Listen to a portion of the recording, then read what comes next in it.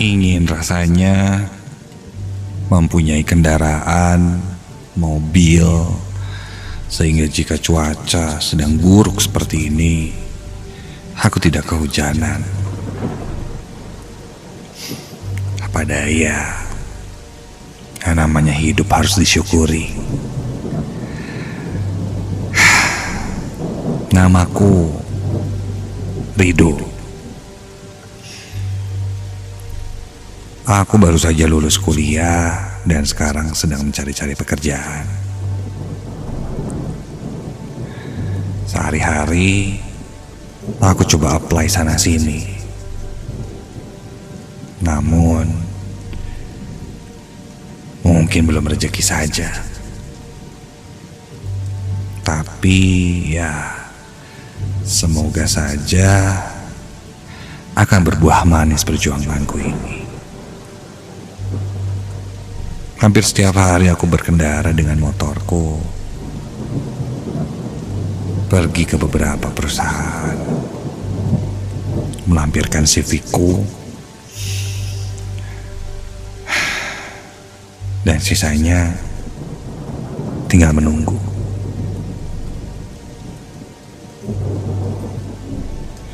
Harapan orang tuaku cukup besar pada aku. Setelah lulus kuliah, sarjana, ternyata tidak semudah itu untuk dapat pekerjaan. Suatu malam, saat itu aku sedang berteduh karena hujan sangat besar dan petir pun menyambar sana sini.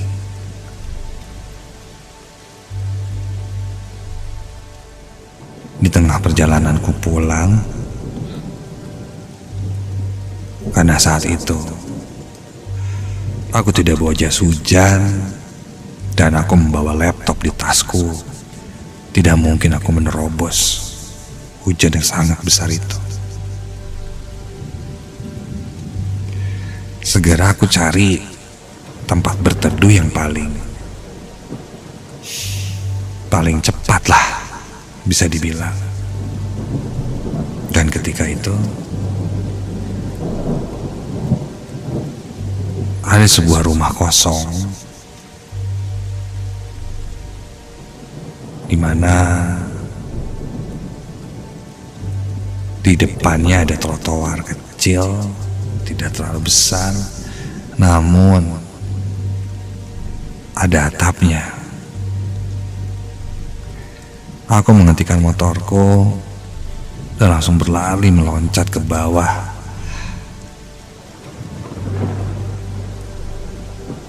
Kanopi di rumah kosong itu. Akhirnya beberapa motor lain pun mengikuti. Namun karena space-nya terlalu kecil, jadi hanya muat beberapa orang saja. Kenapa aku bilang rumah kosong? Karena dilihat dari luar sudah terlihat rumahnya tidak terawat, gelap, pohonnya rindang, gilalangnya cukup tinggi. Namun ya lumayan lah, ada kanopi yang menjulang ke sedikit jalan. Akhirnya kami bisa berteduh. Namun yang lain ternyata berteduhnya hanya sebentar. Mereka hanya berdiam sejenak untuk mengambil jas hujan, dan satu persatu mulai pergi lagi. Aku yang saat itu tidak ada jas hujan dengan laptop di tasku hanya bisa menunggu hujan reda.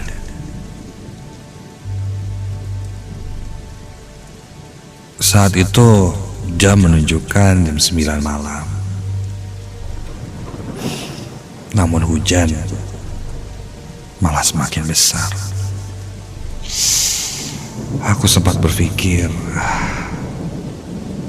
apa hajar aja kali ya hujan-hujanan. Tapi nanti segala aset-aset, kalau laptopnya rusak malah makin berabe. Akhirnya aku hanya bisa bersabar.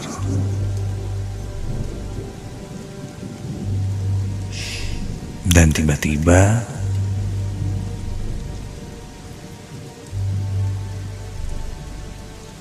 dari dalam rumah kosong itu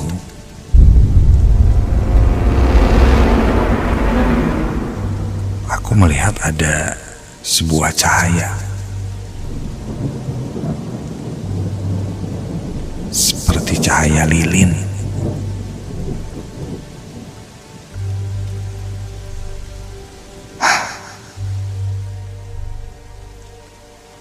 Sebuah cahaya lilin. Jangan-jangan di dalamnya ada orang. Terpantul dari sebuah kaca. Terlihat sih cukup jelas cahaya lilin itu.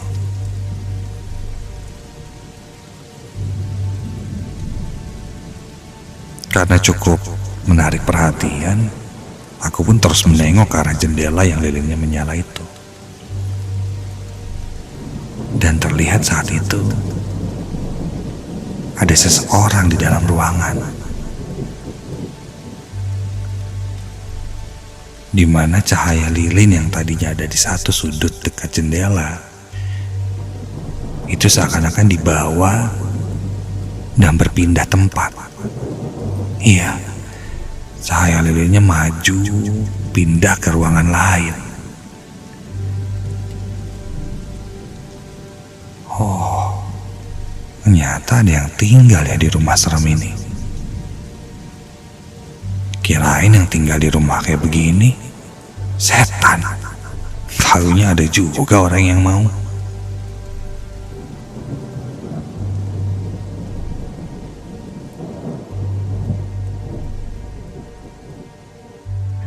Beberapa menit kemudian hujan pun reda. Segera aku langsung pergi dari rumah itu. Kurang lebih setengah jam kemudian aku sampai di rumah. Suasana sangat dingin saat itu karena baru saja diguyur hujan.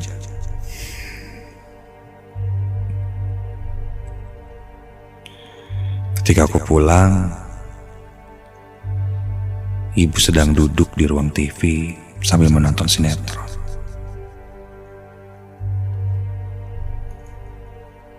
Ayahku saat itu kulihat sedang mengoprek radio tua yang dia bongkar. Kakak pertamaku sedang main handphone di kamarnya. Dan satu lagi adikku yang paling kecil, yang masih SMP, terlihat sedang main game.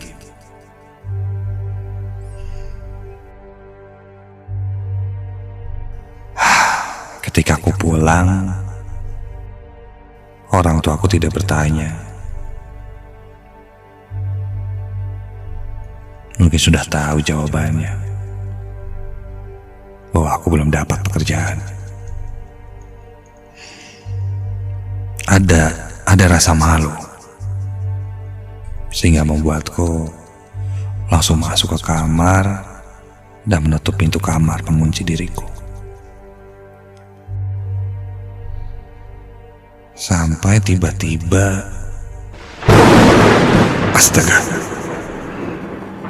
suara petir terdengar sangat keras, dan seketika lampu di rumah mati semua. Ku dengar langkah kaki, suara ayah dari ibu yang cukup sibuk mencari lilin, senter untuk menerangi. Sedang aku masih terdiam saja di kamar, merebahkan badanku. Dan hujan pun turun lagi.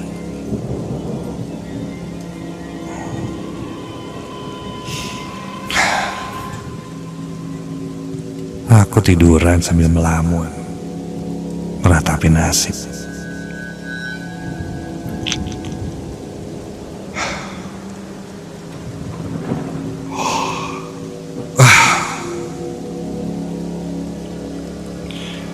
Seketika dari suara orang-orang yang sibuk di luar sana, kini keadaan hening.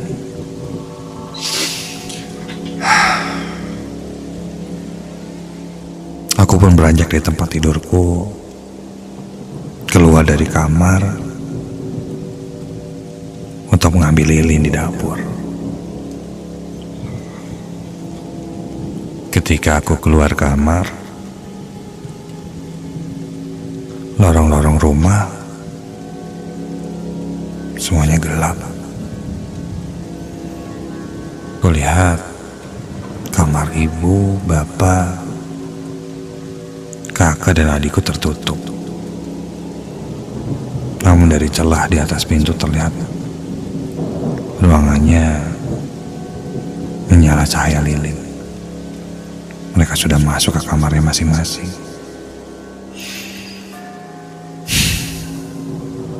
Aku berjalan ke arah dapur yang saat itu kondisinya gelap.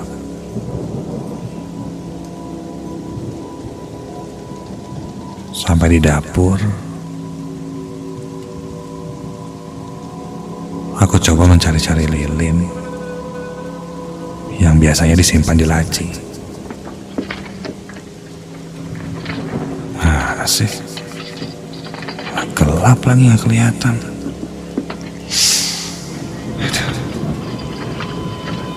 Sampai tiba-tiba suasana dapur yang gelap itu menjadi ada cahaya temaramnya. Sepertinya ada yang datang ke dapur sambil membawa lilin.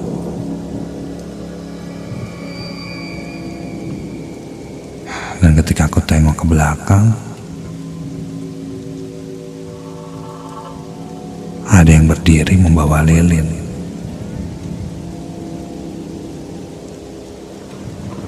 Lilinnya menyala, namun dia berdiri membelakangiku.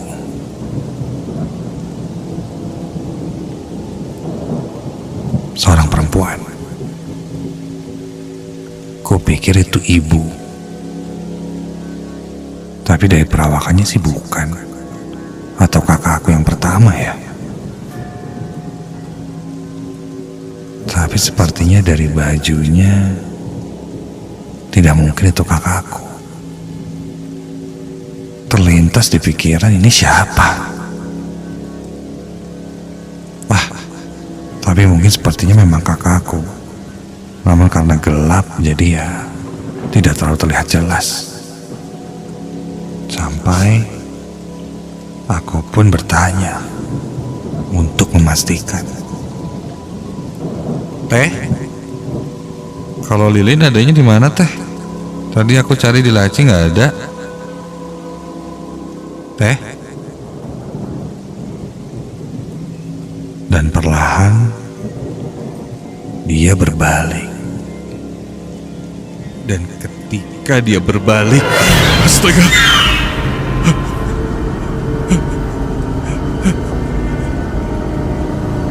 yang kulihat bukanlah kakak perempuanku,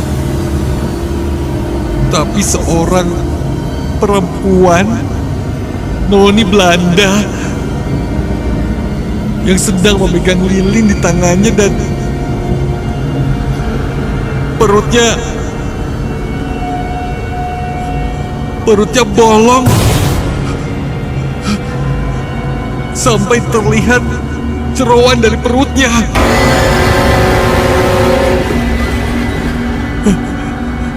Baju putihnya terlihat memerah kali ini. Noni Belanda itu seperti berkata sesuatu, namun aku tidak mengerti.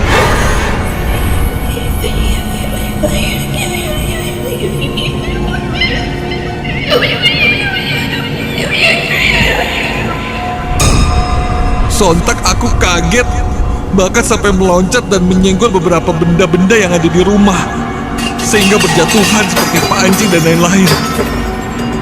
Dan tak lama semua keluargaku pun datang ke dapur. Dan ketika itu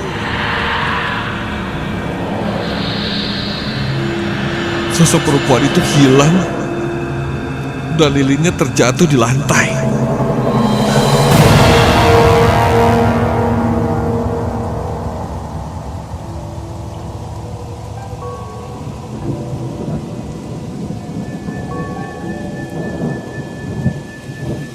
Aku pun ditanya kenapa. Meski kujelaskan saat itu, pasti mereka tidak akan percaya. Karena selama ini tidak pernah ada kejadian-kejadian aneh di rumahku. Jangan-jangan sosok ini mengikutiku dari rumah kosong itu. Iya, di rumah kosong itu aku melihat cahaya lilin dan aku baru sadar bahwa rumah kosong itu adalah rumah peninggalan Belanda. Mungkin sosok itu mengikutiku sampai ke sini karena aku melihatnya. Malam pun berlalu, namun aku masih tidak bisa tertidur. Hingga lewat jam 12 malam, karena sudah kelelahan aku pun tertidur. Dan ketika itu aku bermimpi. Mimpi yang terlihat sangat nyata dan menyedihkan. Di mimpiku aku melihat sosok perempuan Belanda yang sangat cantik saat itu. Dia sedang berjalan di sebuah taman di depan rumah sambil mengelus-ngelus perutnya. Sepertinya perempuan itu sedang hamil. Dan tiba-tiba aku melihat segerombolan tentara Jepang yang datang dan menyiksa perempuan Belanda itu. Dan ya, seperti sosok yang kulihat, berakhir tragis. Perempuan itu terus menangis dalam kondisi keadaan perutnya yang bolong hingga akhir hayatnya. Ketika aku terbangun pagi itu,